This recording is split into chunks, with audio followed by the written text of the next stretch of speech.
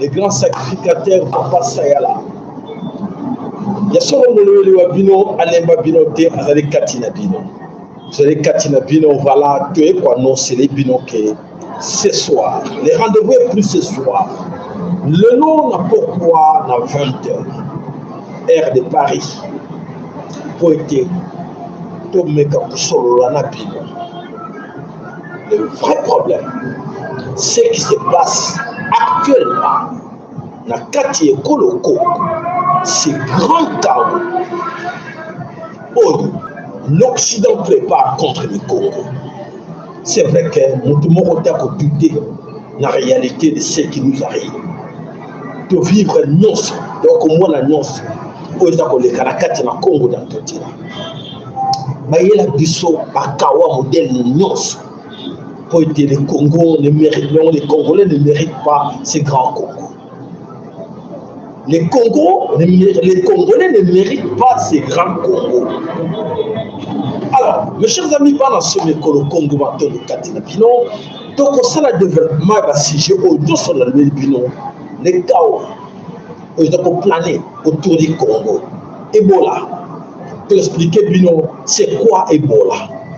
Maladie au besoin au yoka na kati Congo. Oh Ebola. Et ils ont mis ça. On a pas presse non sur le niveau international. Il en parle de l'Ebola au Congo. Parce que nous avons dit que nous avons dit bosoté. Mais parce que nous avons en plein ressources. Mais nous avons dit que nous avons dit que nous avons dit Congo. Mais nous avons dit que nous avons dit que nous avons dit que nous avons dit. Et c'est vrai Ebola est dans le Congo. C'est vrai maladie ou va baigner Ebola et ça la carte dans Congo Kinshasa, oui ou non? Pour expliquer bien. Qu'est-ce qui se cache derrière ou qui se cache derrière Ebola? Pour expliquer bien. Alors, mes chers amis, vous partagez les déconions, son rendez-vous et sa ligne long à 20h. C'est là que vous avez le problème de l'Ebola, maladie Ebola, épidémie Ebola. Et où tu vois? Pour parler Bino de ce qui se passe à l'est du pays. Les gens en parlent. La guerre de l'est du pays, et c'est là qu'il cessait le fait. Suite aux accords signés entre le gouvernement congolais et les Américains, les Rwandais. Quand on parle des Américains, on voit les Rwandais. Parce que les Rwandais sont derrière les Américains. Les Américains se cachent derrière les Rwandais. Donc on le verra bien au nom. Il y a eu cessé le fait. Oh, Américain va prouver que non, et ça va cesser le fait. Mais à chaque fois, on a cessé le fait, on constate que c'est toujours le Rwanda qui a cessé le fait. Donc le Rwanda n'a jamais respecté le cessé le fait. Qu'est-ce qui se cache là derrière? Qui se cache là derrière? Donc on ne veut pas, on a vu le lot dans 20 heures. Alors, Balobi, cessez le fait. Kuna Balobi, la Katia armée, la FARDC, il y a des commandants. Et tous ces commandants, on va diriger l'opération à l'est du pays, sont-ils de vrais Congolais, oui ou non? Parce que ces commandants préfèrent parler aux Rwandais comme les Bana, les Maïmaï, des retraits stratégiques. À chaque fois, s'il y a avancement, il y a des combats. Non, retrait stratégique. Donc, il y a des détails nuancés.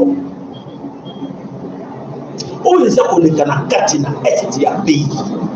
Matondo baker, matondo balaik na bino, matondo baker, matondo balaik na bino, na ye ba musu ba luka ki na papa Sayala tro mo. Papa Sayala zali wapi na tango makabeza ko nginda to laka ki bino. Nini to lobela ki bino te.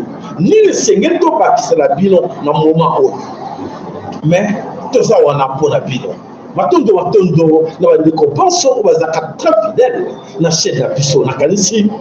Ceux que vous allez fidèles dans la chaîne, Papa Sayala, le lac de l'Ouïs Mbago, Mongongo, le Tata Mbago dans tout le monde. Ils sont la fière, cause à moi, on peut n'amer. Bapona yo, cause à moi, et laka. Oh, il laka, il peut s'amater. Et laka, yango, dans le fouet. Na rappelé bino. est-ce que beaucoup sana na epsa binoki bankoko na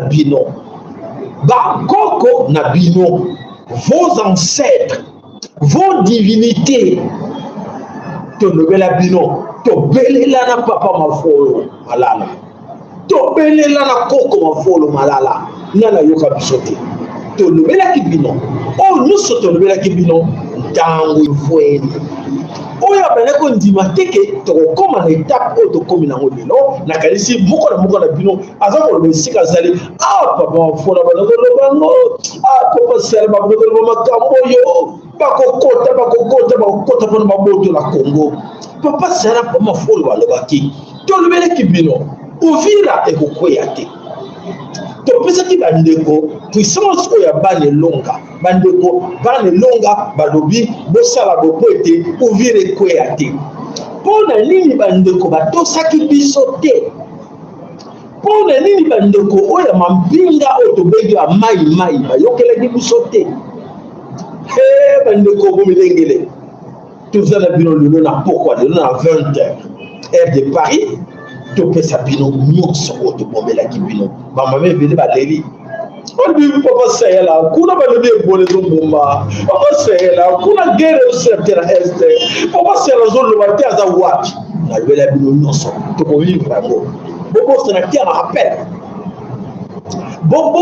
en rappel tolobela bino kao oyo eza koya liboso 2030 2050 oyo tolobela bino boyoka te. Parmi vous, vous êtes prêts à affronter le plan chaotique, le sécheresse et Koya de 2030 à 2050. Êtes-vous prêts? Vous êtes prêts? Vous êtes bien préparés pour ces grands chaos, pour que le bon de la sauter. Le bon de l'été, le bon, vous êtes tout distrait. Donc, à qui nous avons affaire, voyez, bateau et les rabinotés, vous se préparez à la banane, la bino, la banane. Mais bino moko, bakolo, vous allez manquer, ba pilier, voilà. Pilier, vous causez malheur, na bino. Pilier, vous causez, ba pilier, vous causez malheur, na bino, na banane, la bino. Boyo kakabisote. Boyo kakabisote, mais les gens pas mis au là. Et ça ne va pas. Tout qui me wapi, tout qui me wapi. Et ça ne va pas. Mais tout la kakibino, tout le baki.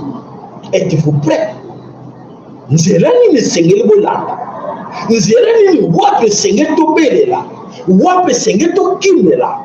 Bandeko, na tie na garde toujours parenthèse que à 20h nous aurons le temps de discuter avec vous et que chacun de vous a meka koyeba ndenge nini makamoni papa sera aye nazwi kama pose soki 1 mois 2 mois passer awa nazoyokana te nazoloba te po ete nalingaki natikaka bino bomonaka na bino namaleka lokolo lisusu te soki te ezwami na liki mais mpona koyebisa bino ke le danger est là eza mpona kobangisa bino te biso bana elaka toyaka te mpona kobangisa bino o masumu bokeba boye te biso tobangisaka na biso bino te mais toavertisaka bino toannoncelaka bino comme bagardien que attention les dangers nous arrivent tozomona mosika po ete bankoko badivinité na biso tata kingangu na ntungo azolobela biso po ete balingi biso po ete mabe ekwela biso te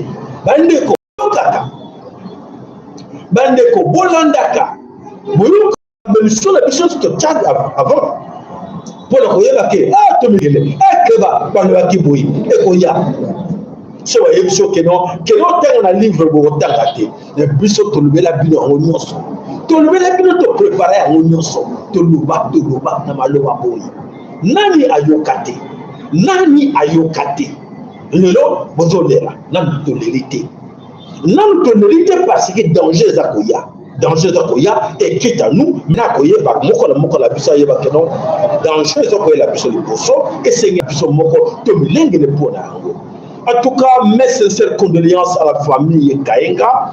Oya utko bungisa moko ya motuya moko ya ndeko ya biso oyo ya motuya na kombo ya Israël Kayenga. Topesi nos sincères condoléances na kombo ya bana longa nyoso o basangana katina TV lolaka ngulisi mbangu. Topesi papa de biso Willy Kayenga nos sincères condoléances et beaucoup de courage papa na biso Willy Kayenga. Alors, d'abandeko, nous sommes dans la biso, tu sais la bino bandeko, tu se préparer, boye baka, bon poste na ka autonomie la binoté. Bon la qui sera pas de manger to la qui sa bino autonomie la bino. Nous c'est ma conseil. Ba yili biso encore une fois Ebola. Ba yili biso Ebola. Tu repères ça détail. Tu expliquer bino quelles sont les mesures à prendre par rapport à maladie ba yili biso. Bandeko. Pour le numéro, il y a la puissance. Tout expliquer bien encore. Voilà, mes chers amis, le rendez-vous est pris à 20h, heure de Paris. Tu repères sa nouvelle information, nous sommes les accords. Voilà, tu bosses dans la binoté, tu as la binoté, tu as le bateau, tu as la moussala, tu as la biso, tu as le tellement de la bande de Konayo, tu as tellement de la binoté. Vous avez la chantier, si tu as la biso, like. Il y a un la bino pour être tout ça musala onyoso pour na bino. Alors mes chers amis, voilà bandeko na moni bandeko bele ba tchétché ba commentaire ya solo bandeko toza na bino wana ba bonsoir bandeko nyoso oyo bazali wana o bazala ki attentif pour te wana na biso to pese la kana biso à 20h o to kutana pour te to sabino nini comment il faut se protéger.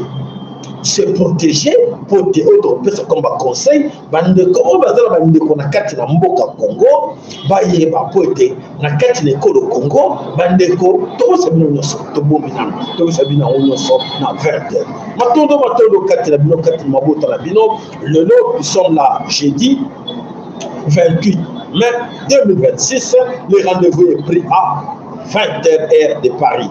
Matondo la bino takutani na quelques heures. Ingeta, Ibobo. Hallelujah.